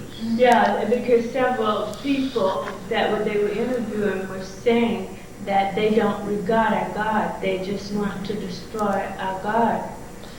Well, they understand that we worship the same God. I just think that their probable feeling is that we worship the same God in an inferior way. Yeah. They know that So they Americans are don't like religious. God. They just don't think that we know how to worship God properly. All right.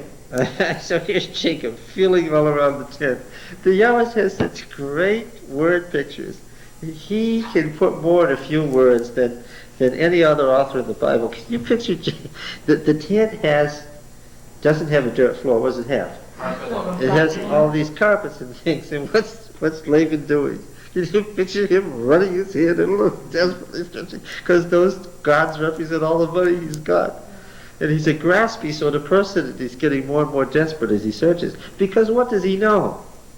What does he know beyond the shadow of a doubt? Somewhere. Jacob and the wives, the daughters were gone when he got home. And what else was gone? The teraphim were gone, and is it just an accident? Of course not. And he has to face his sons too, because. Yes, because they want the inheritance. Sons are probably. Were they big things, those? No, they're like this. I should have brought I just little You can little find them things. now, in the museums. Pocket gods. Yeah, that's right. And also, All right.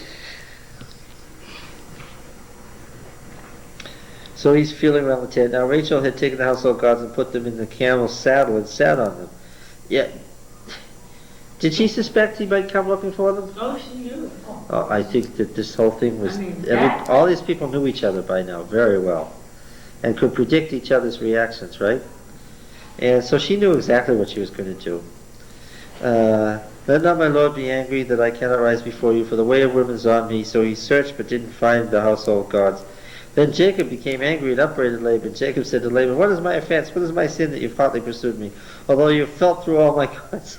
It's just such a great image. You felt through all my goods. Like he's so smart. Jacob told you, okay, you felt through all my goods now. Is that good enough for you? Set it here before my kinsmen and your kinsmen, that they may decide between us two. These 20 years I've been with you. Your ewes and your she-goats have not miscarried, and I have not eaten the rams of your flock. That which was torn by wild beasts I didn't bring it to you. I bore the loss of it myself. Of my hand you required it, whether it was stolen by day or stolen by night. And thus I was by day that he consumed me, and the cold by night my sleep fled from my eyes. These 20 years I've been in your house. I served you 14 years for your 2 daughters, and 6 years for your flock. And you've changed my wages 10 times. If the God of my father, the God of Abraham, and the fear of Isaac had not been on my side, surely now you would have sent me away empty-handed. God saw my affliction and the labor of my hands and rebuked you last night. Then Laban answered to Jacob, the daughters are my daughters, the children are my children, the flocks are my flocks, and all that you see is mine. This is pretty good for somebody who wasn't supposed to say anything. But what can I do this day to these my daughters, or to their children whom you've borne? Come now, let us make a covenant, you and I. I've got such a deal. Yes, such a deal. And let it be a witness between you and me. So Jacob took a stone and set it up as a pillar. And Jacob said to his kinsmen, gather stones, and they took stones, and they made a heap, and they ate there by the heap. This is a typical covenant ceremony. Laban called it Yeger Sahadutha, and what's very interesting about that is, what language is that? Aramaic. Because what language are they speaking? Aramaic. Yeah. Jacob called it Gilead. Laban said, this heap is a witness between you and me today. When did the Hebrews begin to speak Hebrew after all? Yeah. What was Hebrew? The Hebrew language is Old South Canaanite. When did the Hebrews begin to speak Hebrew? No. After they got into Canaan and adopted the language of the Canaanites as they were adopting Canaanite customs. Jacob name it a different name. What? Why did Jacob name it a different name? I don't think he did. I think that this is a typical gloss where the narrator says Jacob gave it a Hebrew name because what? That was its Hebrew name at the time the story was written. David said, this heap is a witness between you and me today. Therefore he named it Galeed, and the pillar Mizpah. What does Mizpah mean? Huh? Watchtower. He said, may Yahweh watch for the Torah between you and me when we're absent one from the other. Now, this Mizpah blessing. This was no Mizpah blessing. Here's an example of how a text can exegetically get out of its context and come to mean something quite different from its original meaning. We say this when we're going to leave people and not see them again. We say what? The Lord watch between you and me, well, meaning that God's going to take care of us. But what did it mean in the first place? Yahweh is the witness. Right. When I turn my back on you and I can't watch you, what? I'm going to say that Yahweh is going to watch you because what? I know that what? I can't trust you. And in the same way Laban is saying, considering what you've done to me, when I turn my back on you, knowing now you've got my gods and everything, what? Knowing what you might do to me later, what? I want Yahweh to watch what you're doing. So this wasn't a friendly statement. This is what? This is a statement of people who don't trust each other and hate each other, and have come to 20 years of increasing dislike. Similar to a war in which, people will fight and then make up afterward, But the feeling is still there, yes. If you ill-treat my daughters, or if you take wives beside my daughters, although no man is with us, remember, El is witness between you and me. Meaning what? If you don't do right, then what? God is going to what? God is going to kill you. Yes, God will get you. That's what he's saying. Then Laban said to Jacob, see this heap and this pillar which I have set between you and me?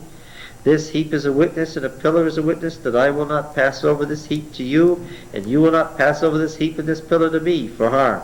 So what? This is the border. Neither one's supposed to go any further.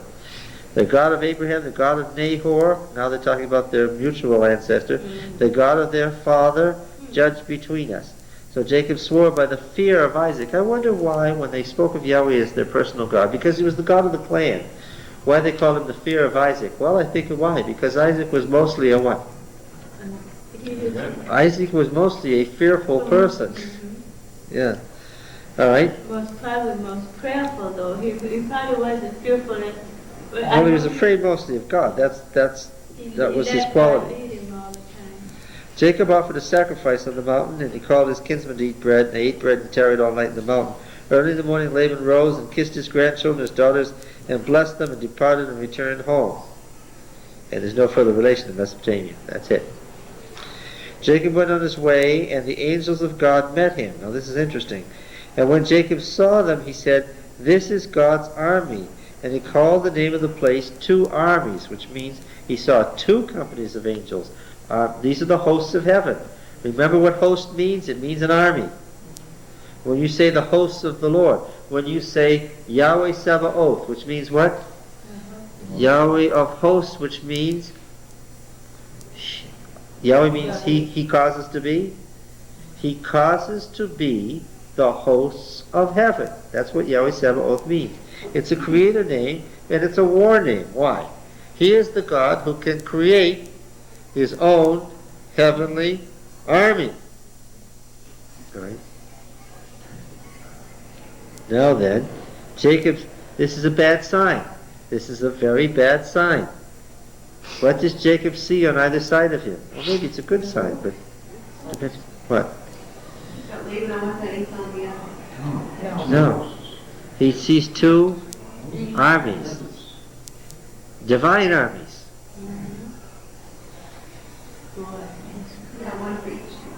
So it appears that God is judging in favor of Laban to him. Well, now look. It depends on how Jacob interprets this. He's got an army in front of him and an army behind him, and they are the superhuman divine armies, and he knows it. That means stop and do something else, right? Well, maybe God's come to surround him to protect him, or maybe, what? You see, he's been away for 20 years, and what was the circumstances under which he left? He had stolen his brother's birthright, and killed his father. How else can we say it, right?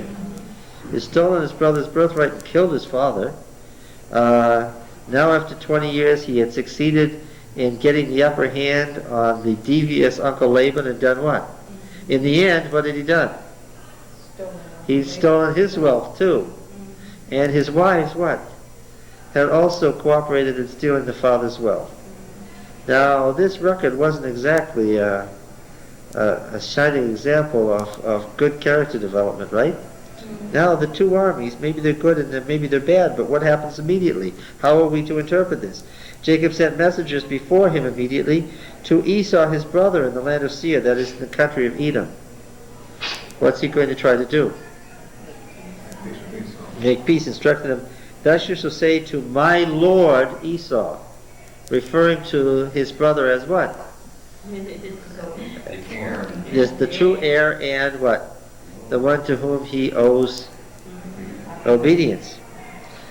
Thus says your servant, your slave. Servant is such a soft word in English, doesn't come through. Thus says your slave Jacob, I have sojourned. Notice that.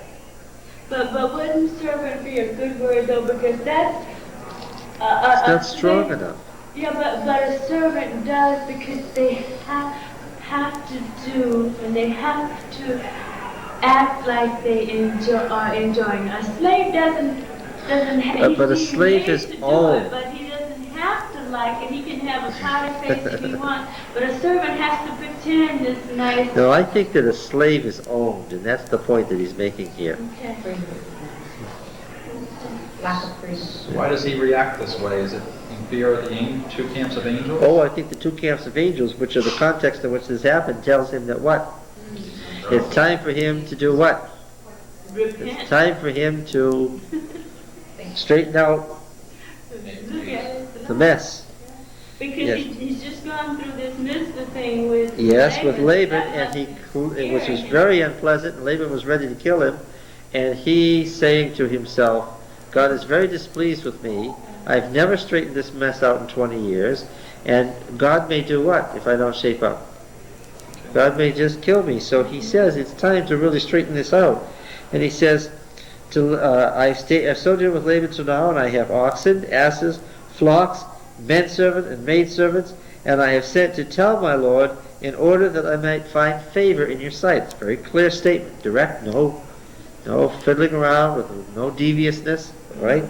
And the messengers returned to Jacob saying, we came to your brother Esau, and he is coming to meet you, and 400 men with him. Oh no. But distress. Oh, 400 men. How could you interpret that? This is his response to, I'm trying to find favor in your sight. I mean, with a lot of And he cattle. sends the servants back to tell him, I'm coming to meet you with 400 men. That was the size of Abraham's army. Yes, and these men are all retainers of households. So this is the entire country of Edom coming to do what? And Jacob, but the thing is, Jacob was at least as great as that too. I mean, his household was also huge. Yes, And that's yet exactly right. But he's what? Moving out again. He's the, yes. And Esau is what? Is the man of war, yes. And Jacob is what? The cattleman. He's hard fails. What's he going to do now? Here comes the brother with 400 men. What's he going to do? Right? All his sheep, all Jacob his doesn't cattle, even have the all household his of his children. father at this point, though, does he? No. Just starting out, actually. No, he doesn't have the wealth of Isaac. And the other thing that you have to say here is that Jacob's big failing has been that he's always been willing to be manipulated. Now he took some daring when he finally, after 20 years, broke free of Laban. But Laban came after him and that scared him, and now he's going to try to make peace with his brother. Who does have Isaac's wealth at this point? The retainers, the family retainers, Laban's wealth? See, Isaac's wealth. Is Esau? No, Who controls that? to the retainers who were left when Isaac died. Yeah. Is the author contrasting Yeah, the faith yeah. of Jacob with the faith of Abraham? I mean, Jacob here, when he wrestles with the angel, which is his great thing of faith, I mean, he's camped on all sides. He's almost... He's surrounded. But Abraham was willing. Yes. Now in the a other, sense, compared to... yes, but his problem is that he's too much like his father and that he's fearful and he's never developed a character strong enough to take a stand for what's right. If he'd been a strong character, he would have told to Laban, I've had enough. I'm ready to kill you and all your sons. I'm so angry with you. But for the sake of my wives, I'm not going to do it, but I've had enough of you, and you're lucky that I'm just going to leave. Right? That wasn't his method. And he'd tell him, and don't follow me or there'll be big trouble. But that simply wasn't his method. Right? He snuck off. Yes? Now, it says Jacob was greatly afraid and distressed. And this is the big crisis of his life. Right? He divided the people who were with him and the flocks and herds and camels into two companies, thinking if Esau comes to one company and destroys it, then the company which is left will escape. Now, he's not only got the burden of his own life, but what? All the wives and the children and the dependent families and the flocks and everything. And you see, there's no way he can escape it. All of this that he has is about to be destroyed, and his children are going to die, and his wives are going to be killed. Why? because of his own action, right? And worse than that, 20 years. What was the problem? 20 years he had to do what? Straighten it all out. Just send a message to his brother. I'm having a real hard time up here, and things aren't going that well for me, and I know it's my fault because of the way I treated you. And I've been thinking it over and as sorry as I can be that I ever got myself into this mess by treating you the way I did. And you just take the birthright. I don't want it anymore. It was yours in the first place. If you'd done that, then when he went back, he wouldn't have had any reason for alarm. But his silence toward his brother. Now, of course, you've got to remember, Yahweh is always operating on multiple levels. Jacob is what? Son of the covenant. Jacob is himself, but what else is he? He's the covenant people. What else is he? He's every man, yes, who messes himself up. He's Jacob, the historical Jacob. He's every man. What else is he? Is he Israel? He's the nation. Yes, and who is Esau? Esau is Edom. And this is not only a discussion of the relationship between two brothers, what else is it? It's a discussion of the ongoing tumultuous relationship between Israel and Edom. Right? Because remember, the rivalry between Israel and Edom was a big deal in the 15th century. Right? These are two nations. And he's discussing the relations, or the proper relations, between Israel and Edom here. So is this about Jacob and Esau, or Israel and Edom? Both, yeah. Those questions are wasted anymore. Jacob said, O God of my father Abraham, and God of my father Isaac, O Yahweh, who did say to me, return to your country and your kindred, and I will do you good.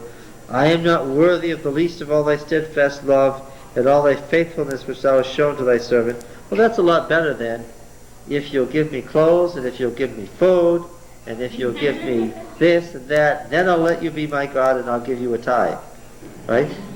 So this is much better. With only my staff I crossed the Jordan, and now I become two companies. Deliver me, I pray thee, from the hand of my brother, from the hand of Esau, for I fear him, lest he come and slay us all, the mothers with the children. I like that too. Why? He's gotten less what? As he's gotten older through experience, he's gotten less selfish and less self-centered, and he's not living his whole life like the boy that we saw. Everything that touches him isn't personal. Yes. Yes, that's true. He hasn't sent Rachel and her children back to leave Leah there to get murdered. He's worried about all the children and the wives.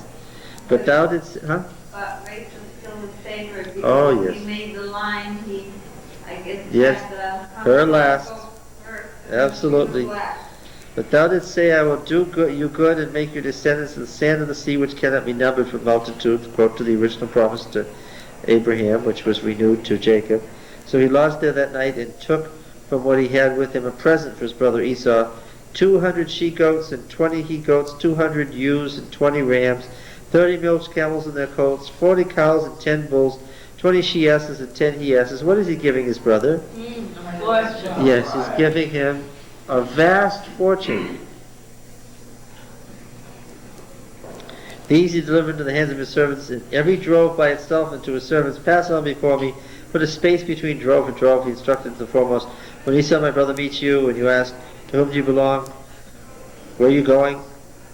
Whose are these before you? Say, they belong to your slave Jacob. They are a present sent to my lord Esau, and moreover he himself is behind us. He likewise instructed the second, and so forth. For he thought, I may appease him with the present that goes before me, and afterward I shall see his face. Perhaps he will accept me. So the present passed on before him, and he himself lodged that night in the camp. So what's happening to his wealth? His wealth is all flowing out to what? He's losing it moment by moment to what? To Esau. So what happens to his covenant blessing? He's giving it back to Esau. The same night he arose, he took his 2 wives, his 2 maids, his 11 children, and crossed the ford of the Jabbok. He moves back north of the river. Why? Because Esau's coming up from the south, from Edom. He recrosses the fords of the Jabbok so that they can be on the other side. And then he does something, and likewise everything he had, and Jacob was left alone. Now, this is the bravest thing he ever did in his life. He sent everything he had back north, but what? He stayed there at the fords where Esau and his army would have to cross. So that what? That the curse would not be on them, but on him. If he was going to be destroyed, he'd be destroyed. This is the bravest thing for a man who's a frightened man. This is the bravest thing imaginable. What's he doing? He said, let me stay here and be killed. Let me stay here and be killed. I'll save my family. Well, so this is the moment of truth. He's only 60-something years old. Well, he's learning. Give him time.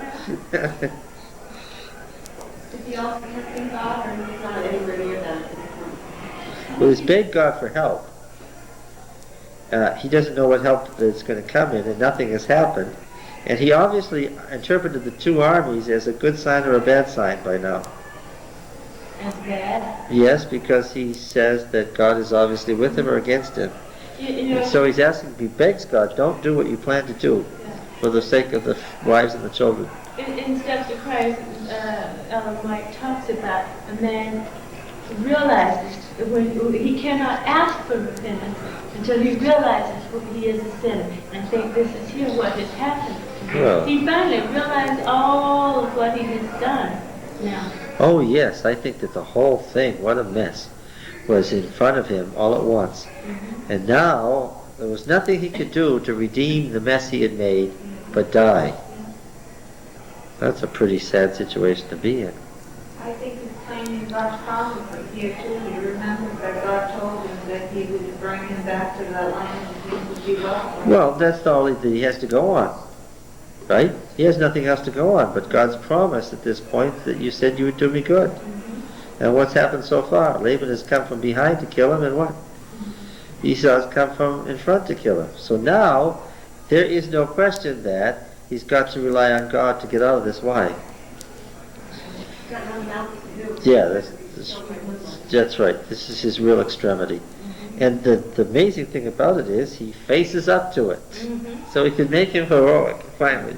He faces up to it. And then it says, a man wrestled with him. And I don't need to read any further to know it's in the darkness.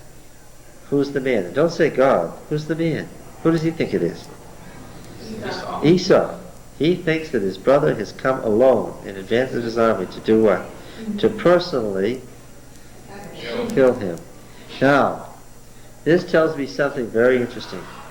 All these years, while Jacob has been afraid of his wives and his uncle and his cousins, the uncle's sons, Laban's sons, he's been afraid of all of them, but now I know why he stayed there 20 years.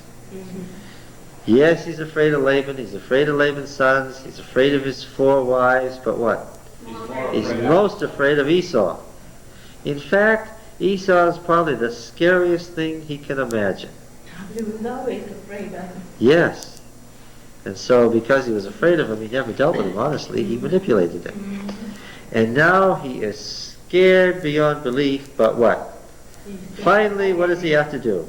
He has to stand there and face Esau when he knows Esau intends to do what? To kill him. He knows he has to. There's no other way to do it. And he makes an interesting comment about this later. A man wrestled with him until the break of day. When the man saw that he didn't prevail against Jacob, he touched the hollow of his thigh. Now, as the dawn came up, see, the light dawning here is being used as a metaphor. The light dawning, of course, the darkness is the realm of death, but the sun rising is the realm of light. He's going to die in the night. And this demon being, he finally realizes, as the light dawns, it dawns in his mind too, what? It's not Esau. This is not Esau. But he knows that this is a person who's come to kill him in Esau's place. Slowly, it dawns on him. The longest time, but all night, and he's exhausted physically, right? He's been fighting for his life. Do you think that they just wrestled, sort of rolled around in the dirt? How long has this gone on? This has gone on for hours. And what's he trying to do? He is trying to kill that man. And what's that man trying to do? Trying to kill him. And he's fighting for his life. And he also knows that he's fighting in this situation because he got himself totally into this mess. Right? Do you think he prayed while he was fighting for his life? And then, when he saw that it wasn't Esau, all sorts of things began to dawn. Who was it that was wrestling with him in the night? Who was it that was seeking his life?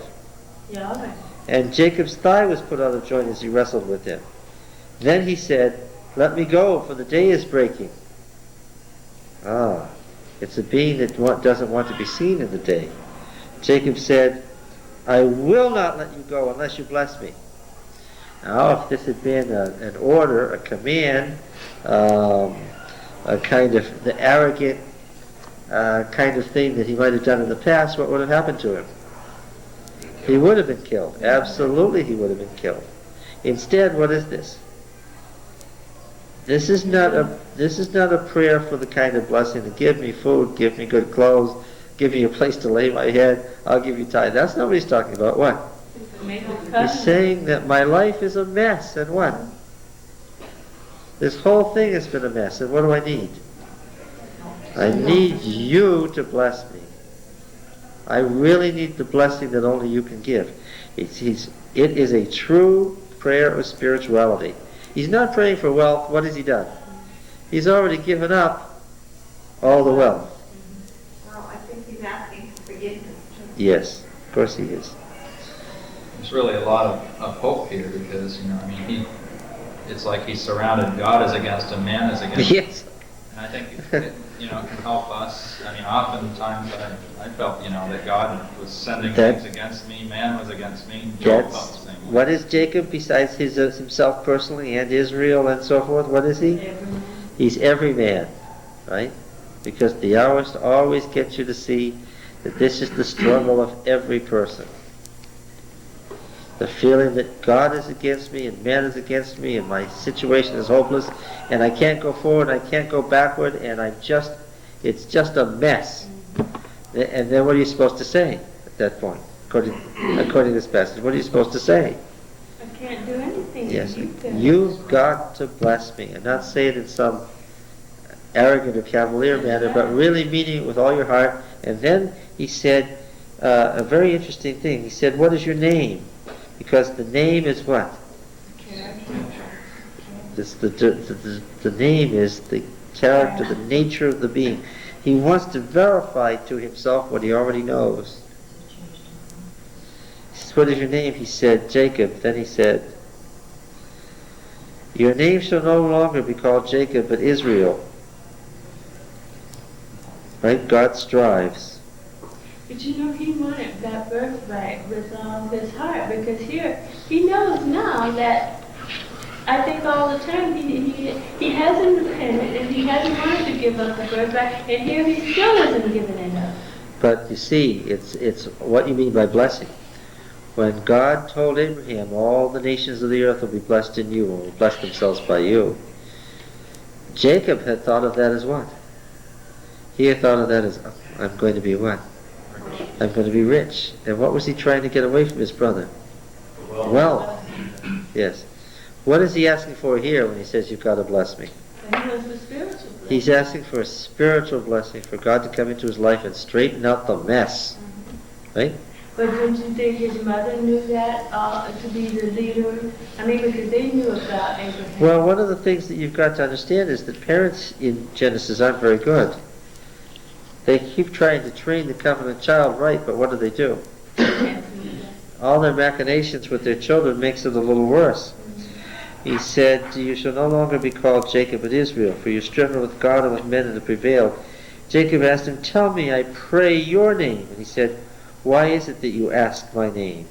And there he blessed him. So Jacob called the name of the place Peniel, meaning face of God. For I have seen God face to face, and yet my life is preserved. Came face to face with God, and of course the author means that on multiple levels. The sun rose on him as he passed Peniel, limping because of his thigh. Therefore to this day the Israelites don't eat the sinew at the hip, on the hollow of the thigh, because he touched the hollow of Jacob's thigh and the sinew of the hip. Jacob lifted his eyes and looked, and behold, Esau was coming, and 400 men with him. But now this is okay now.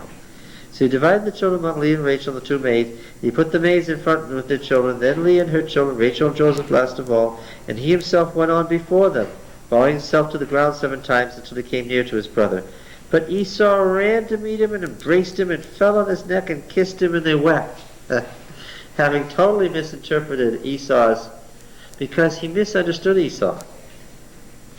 You see, the thing about the blessing, what he never understood was, what? The blessing that Isaac gave Esau, to be away from men, to be a wild man, your hand against every man and every man's hand against you, was what? It was what Esau had wanted. He had become a great hunter, and he wanted what? He wanted that wild life. And the idea of being at home in tents, keeping flocks, what? He did not like it. Oh, is that anything that Esau wanted? Not at all. What he wanted to do was see his brother. And was he happy that the brother was domestic? Oh yes. Because what? It was a complementary to what? This goes back to what Esau was, though.